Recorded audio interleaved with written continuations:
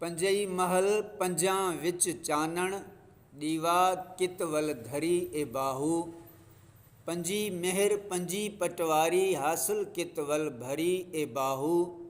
पंजी इमाम ते पंजी किबले, सजदा कित वल करे ए बाहू।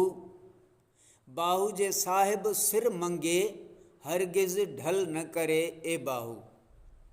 तर्जुमो, पंज महल आहिनि ऐं पंजई रोशन आहिनि।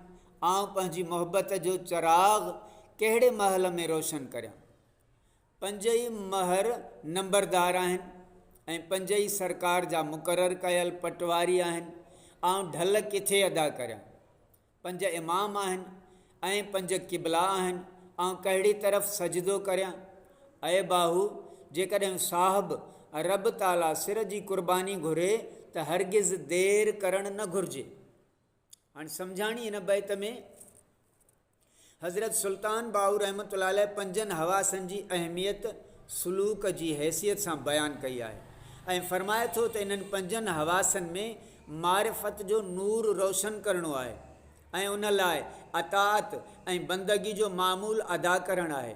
उन जे अलावा इहे पंज हवास पंहिंजी अहमियत जे लिहाज़ खां क़िबले ऐं इमाम जो मक़ाम रखनि था, छो त इन्हनि जी मदद सां इंसानी जिस्म, रूह ऐं क़ल्ब जे लाइ उलूम ज़ाहिरी ऐं बातुनी जे हुसूल में सहूलतूं पैदा थियनि थियूं।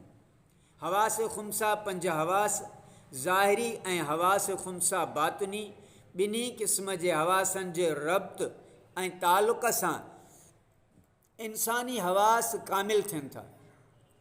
जिन हवास ख़ुमसा ज़ाहिरी ऐं ख़ुमसा बातुनी ते हज़रत सुल्तान बाहू इज़हार ख़्याल कयो आहे, से हेठियूं रीत आहिनि। हवास ख़ुमसा ज़ाहिरी, नंबर पहिरियों शामा, नंबर ॿियों बाहरा, नंबर टियों सामा, नंबर चौथों लामसा, नंबर पंजों ज़ाइका। हवास ख़ुमसा बातनी, नंबर हिकु हिस मुश्तरक, नंबर ॿियों ख़्याल, नंबर टियों वाहमा, नंबर चौथों हाफ़िज़ा, नंबर पंजों मुतसरिफ़।